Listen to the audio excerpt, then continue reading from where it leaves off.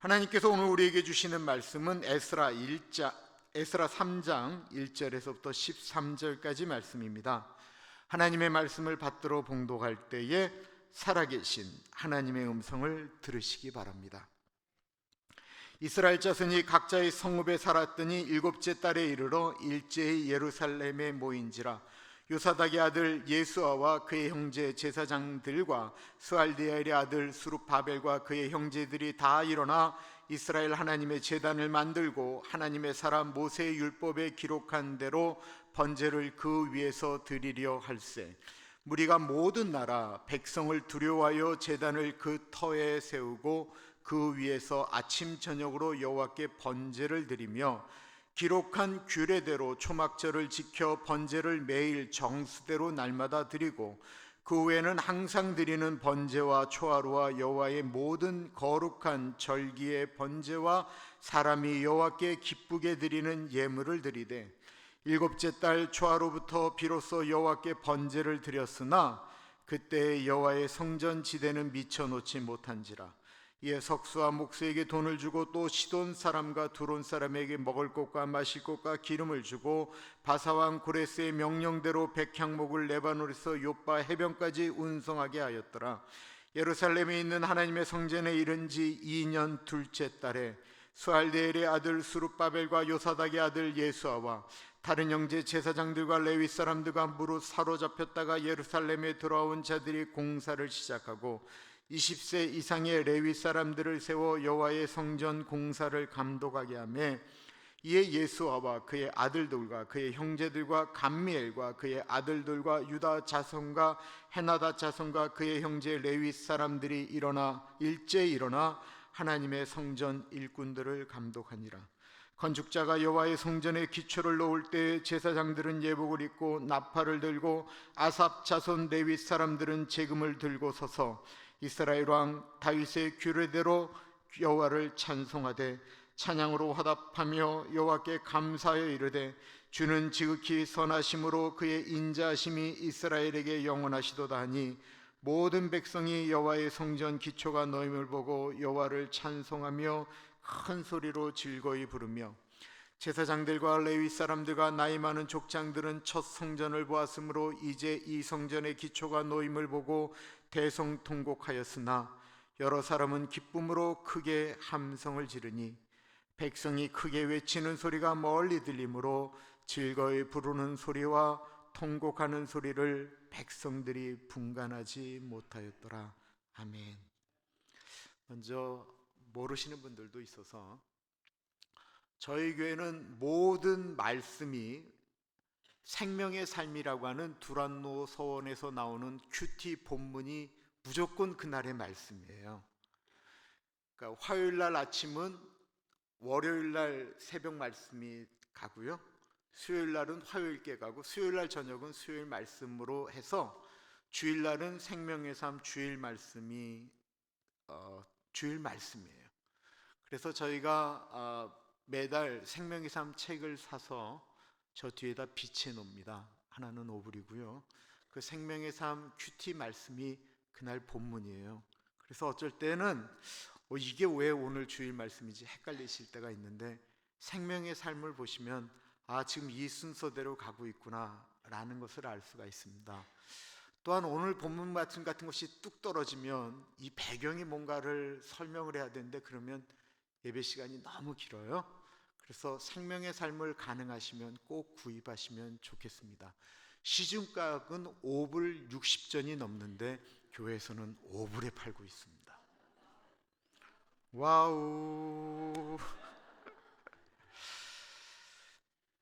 바벨론 제국왕 느부갓네살 왕이 유다를 멸망시킬 때 예루살렘 성과 솔로몬이 지은 예루살렘 성전을 모두 다 파괴시켜버렸고 왕족을 비롯한 수많은 유대인들을 포로로 끌고 가 자신들의 나라 바벨론, 오늘날로 이야기하면 이라크 지방에 한 곳에 유대인 정착촌을 만들고 그곳에서 살도록 하였습니다. 길이는 우리가 운전하는 것으로 이야기하면 대략 932마일 정도 떨어진 곳이었습니다.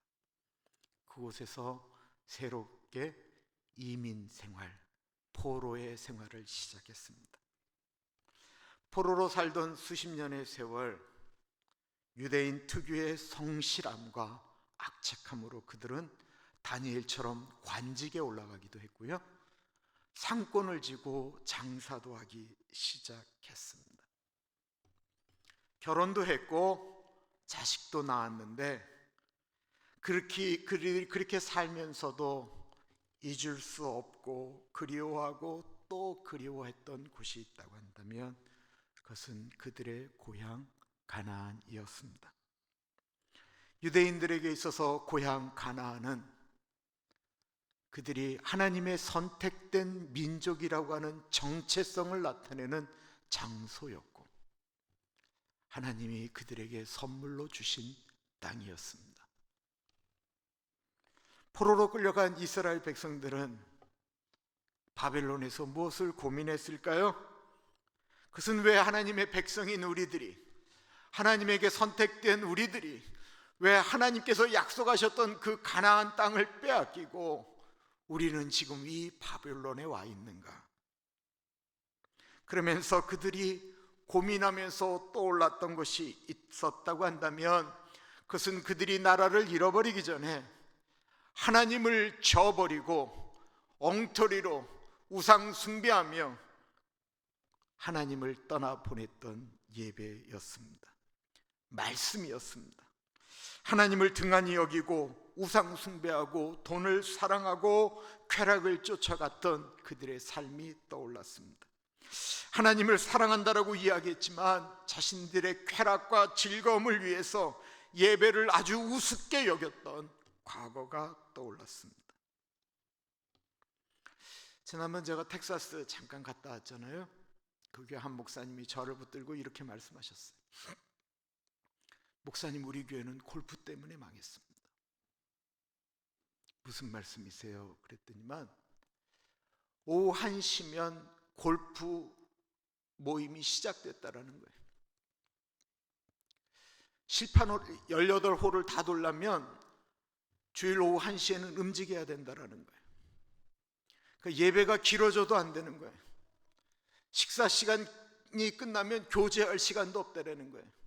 그런데 그 모임이 점점 더 커지면서 교회가 부흥한 것이 아니고 교회가 힘을 잃어버렸다라는 거예요. 골프 좋은 것입니다. 운동하는 거 좋은 거예요. 걸으시면서 골프하는 거 참 좋은 거예요. 너무 좋은 운동이에요. 그런데 본인들이 일하는 시간에는 골프 안 치고, 본인들이 쉴 때는 안 치고, 본인들이 다른 일 할 때는 안 치고, 그들이 생각했던 것은 하나님께 예배드리는 시간을 줄여서라도 골프를 쳐야 되겠다라고 이야기하는 게 문제라는 것이죠. 남는 시간에 골프를 치려고 하니까 건들 수 있는 게 예배를 건드렸다라는 것입니다. 바벨론 정착청에서 초라하게 하나님께 예배를 드릴 때 하나님께 제사를 드릴 수가 없어서 그냥 예배를 드리다가 그냥 거죽대기 같은 곳에서 하나님 예배 드린다고 하다가 유대인들은 그때서야 통곡이 나오고 말았습니다. 그들은 울 곳조차 없었기 때문에 바벨론의 한 강, 그발에 있는 강가에서 그들은 고향을 그리워하며 하나님을 그리워하며 울었습니다. 고향이 그리워 울었고, 자신들의 삶의 처지가 서러워서 울었고, 가족들이 보고 싶어 울었고, 하나님께 죄송해서 울었습니다. 시편 137편은 바벨론의 포로로 끌려갔던 이스라엘 백성들이 그발 강가에서 통곡하면서 썼던 시입니다. 바벨론 강가에 앉아 우리가 시온을 기억하면서 울었습니다. 거기 버드나무 가지에 우리가 하프를 매달았습니다. 우리를 사로잡아 온 사람들이 우리에게 노래를 시키며 우리를 고문하는 사람들이 기쁨의 노래를 부르라고 했기 때문에 그렇습니다. 그들은 시온의 노래 가운데 하나를 부르라고 말했습니다. 우리가 어떻게 남의 땅에서 여호와의 노래를 부를 수 있겠습니까? 오 예루살렘아, 만일 내가 너를 잊는다면 내 오른손이 그 재주를 잃게 될 것이다. 내가 너를 기억하지 못한다면, 내가 예루살렘을 내 가장 큰 기쁨으로 여기지 않는다면 내 혀가 내 입천장에 붙어버릴 것이다. 고향을 그리워하며 우셨던 적이 있으시죠? 지금은 돌아가신 제가 자주 언급했던 영적 아비인 장달륜 목사님은 10대 때 대구의 한 고아원에서 고아원 총무를 10대 때 했다고 합니다. 그 고아원에 있었던 원생들은 모두 다 이북에서 내려오는 와중에 부모님을 잃어버린 고아들이었습니다. 얼마나 거칠었는지 날마다 애들이 치고받고 싸우고, 형들은 동생을 쥐어 패고 피 흘리고 코뼈 부러지는 일이 매일 일어났는데, 그럼에도 불구하고 그 고아원이 계속해서 돌아갈 수 있었던 이유는 한 노래 때문이라는 거예요. 저녁을 먹으면 큰형들부터 아주 어린 아이들까지 모두 고아원 뒤쪽에 있는 뒷산으로 그 고아들이 올라간답니다. 그리고는 북녘 땅을 바라보면서 큰형들이 노래를 하기 시작합니다.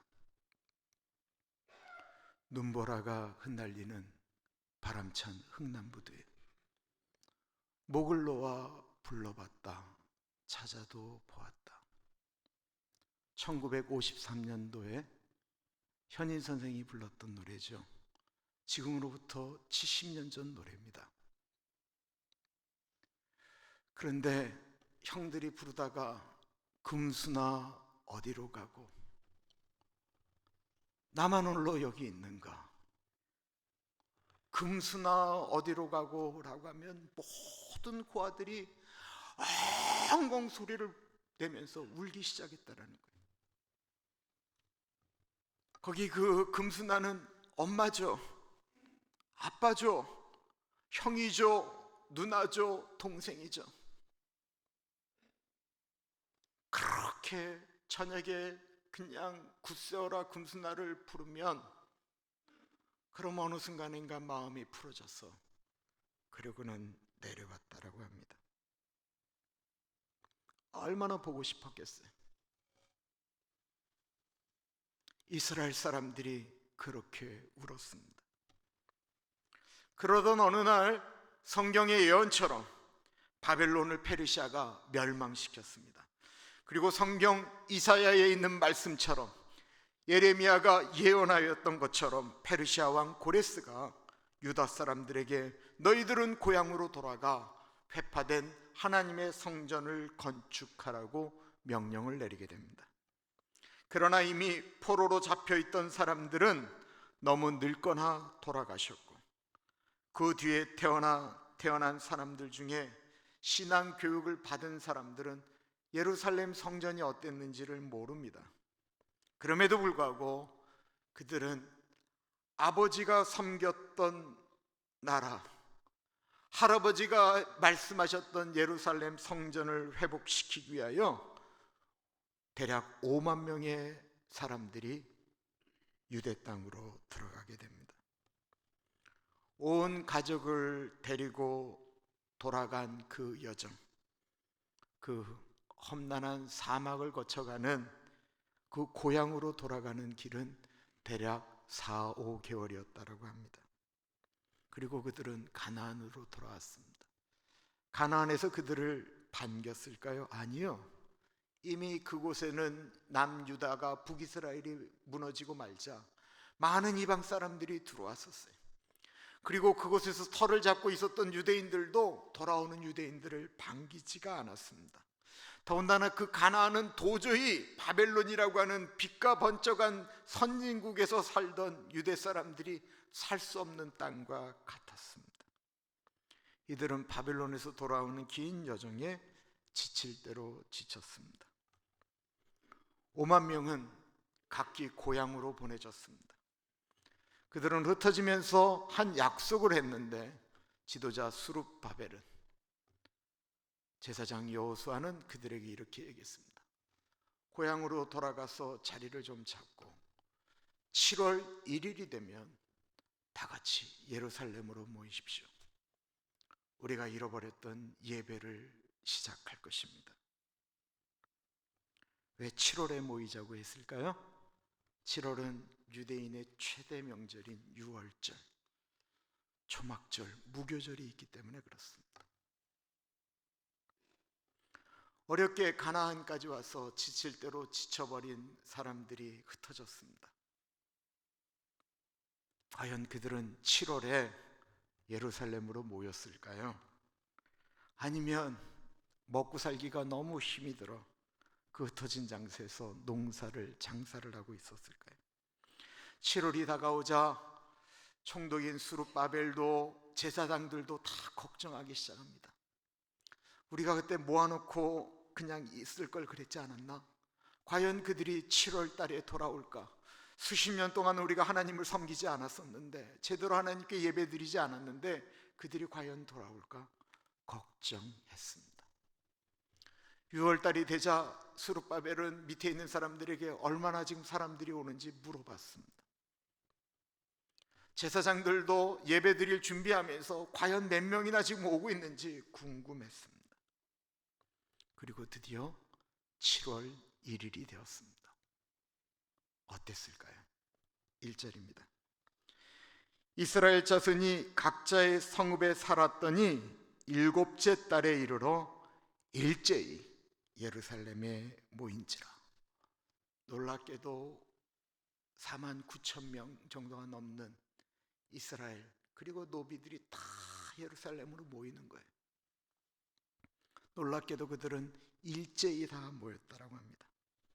여기서 일제히라고 하는 말의 정확한 원어적인 뜻은 한 마음으로, 한 몸으로라는 뜻입니다. 한 사람처럼 이라는 거예요. 5만 명의 생각이 똑같았다라는 거예요. 영어 성경을 보면 as one man 이렇게 나와 있어요.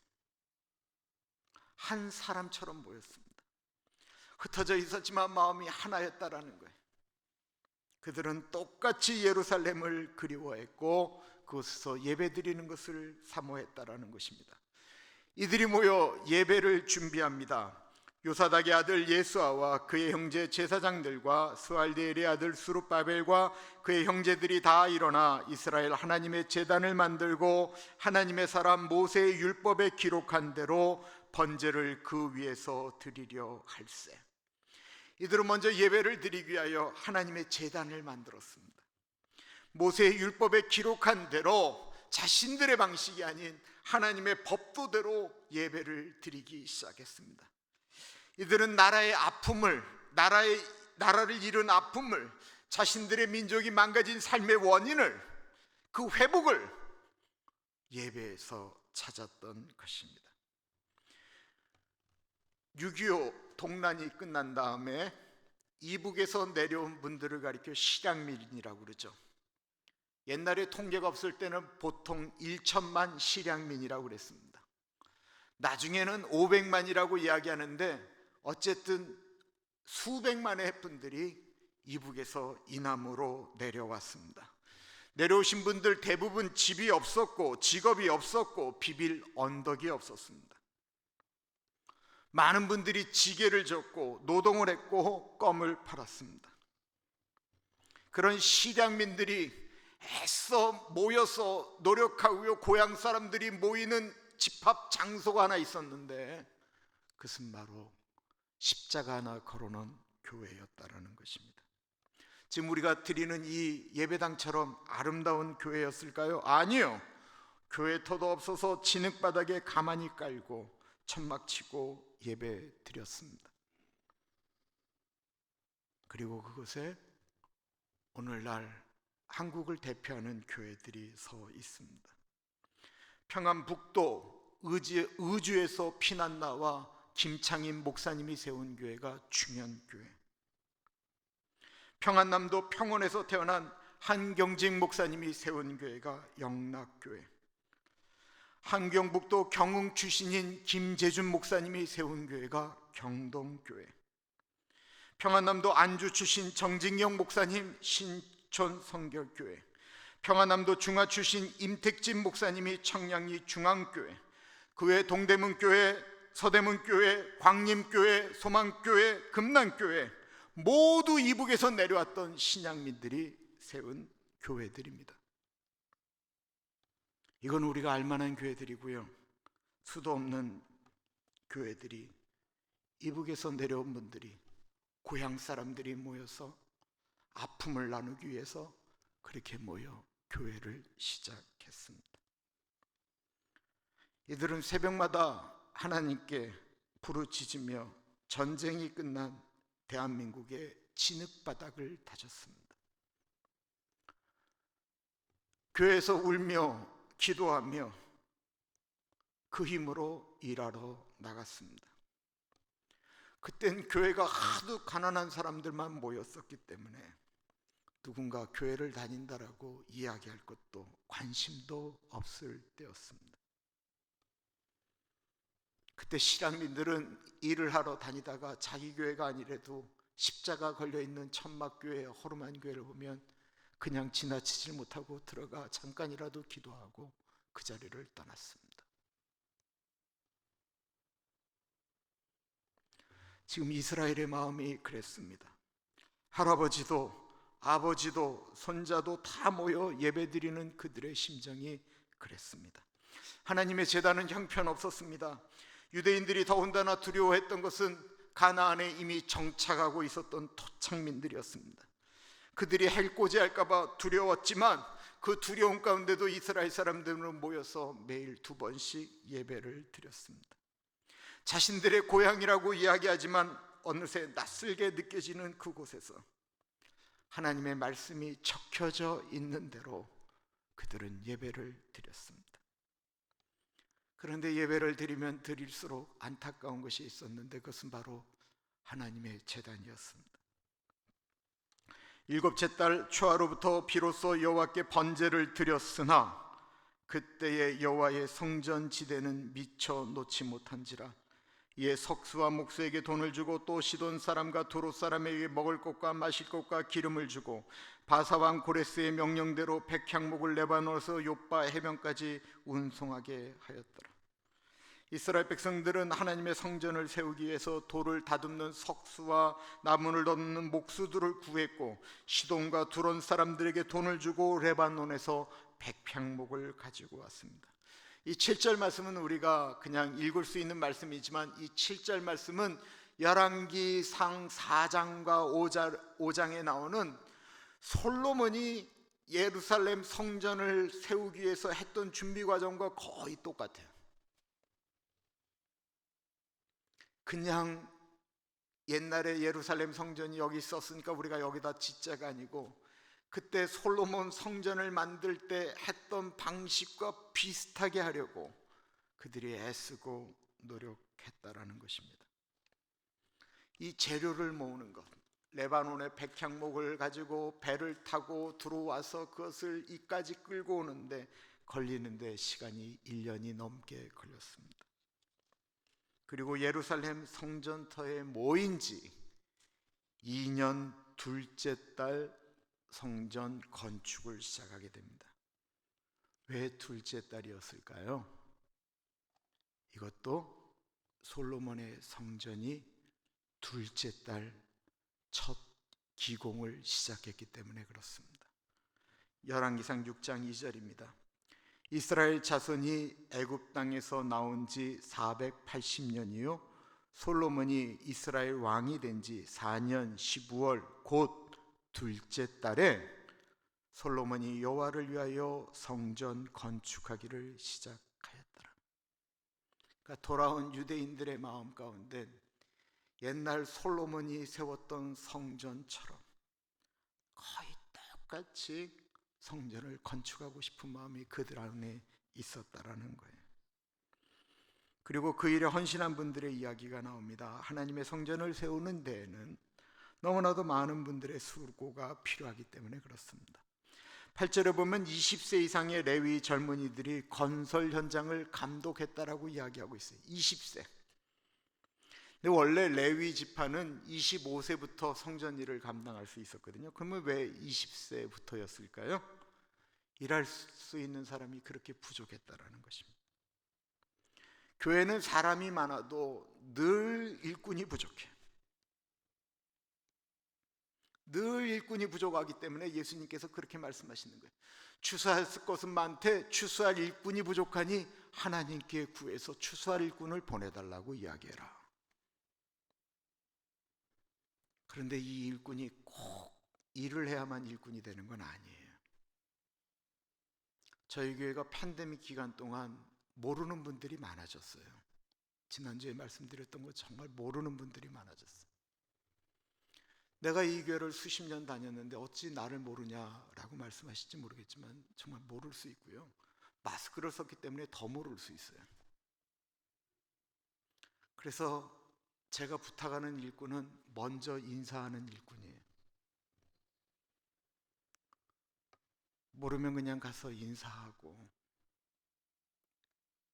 나도 같은 교인이라고 이야기해주면 참 좋을 것 같아요. 지금 우리가 당분간 그런 시간이 필요해요. 좀 도와주세요.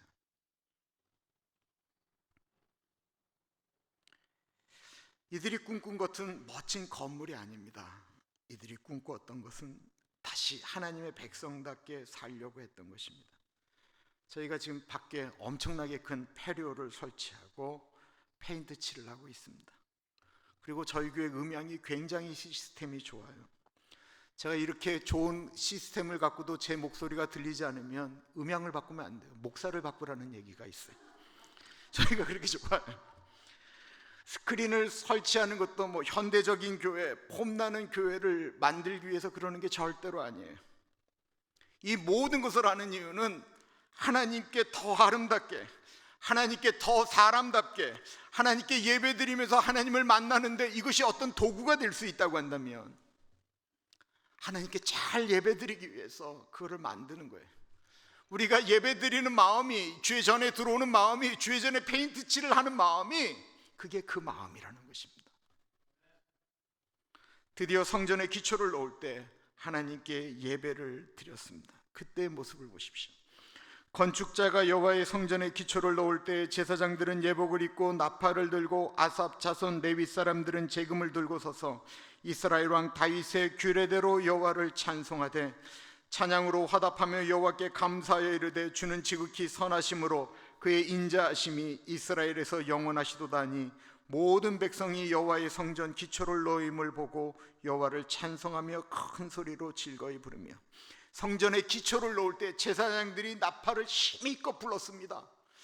한 번도 바벨론에서는 그렇게 불러볼 수가 없었던 나팔을 불렀어요. 수십 년 만에 처음으로 예루살렘에서 제사장의 나팔 소리가 들렸고 레위 자손들은 제금을 타고 찬송을 불렀습니다.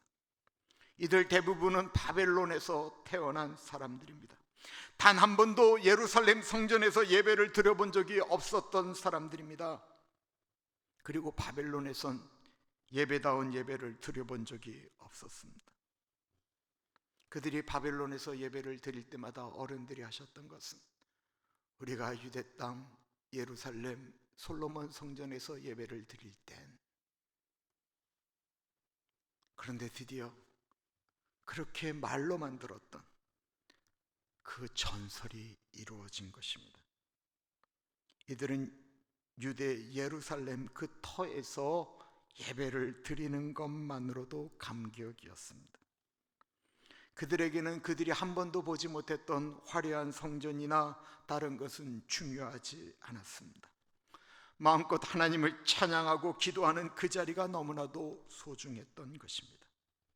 그런데 거기에 성전의 주축도를 놓을 때 통곡을 했던 분들의 이야기가 나오는데 그것은 다름이 아닌 나이가 아주 많으신 그 옛날 아름다웠던 솔로몬 성전을 보고 기억하셨던 분들이었습니다. 제사장들과 레위 사람들과 나이 많은 족장들은 첫 성전을 보았으므로 이제 이 성전의 기초가 놓임을 보고 대성통곡하였으나 여러 사람은 기쁨으로 크게 함성을 지르니 백성이 크게 외치는 소리가 멀리 들리므로 즐거이 부르는 소리와 통곡하는 소리를 백성들이 분간하지 못하였더라. 에스라를 읽을 때마다 제 마음에 되게 많이 다가오는 구절이 바로 이 구절이에요. 어르신들은 성전에 기초를 놓을 때 오래된 옛날에 아름다웠던 예루살렘 성전을 기억하면서 대성통곡했다라고 말하고 있습니다. 근데 젊은이들은 한 번도 예루살렘 성전을 본 적이 없어요. 그들은 바벨론에서 예배를 드릴 때 큰 소리로 나팔 불며 재금 타며 예배를 드려본 적이 없는데, 성전에 기초를 놓으면서 드디어 우리의 교회가 생겼다라고 생각하니까 그것만으로도 너무 좋아서 신이 나서 즐겁게 찬양했다라는 것입니다. 이 어울림이 이상하게 울고 웃는 소리인데 그것이 하나의 소리처럼 들리는 그 특별함을 에스라가 기록하고 있는 것입니다. 통곡 소리와 젊은이들의 기쁨의 한성이 어우러져 우는지 웃는지 분간하지 못했다.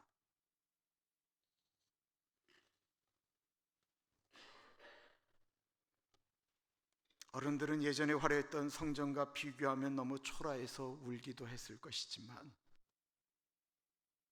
이 통곡에는 회개가 있지 않았을까요?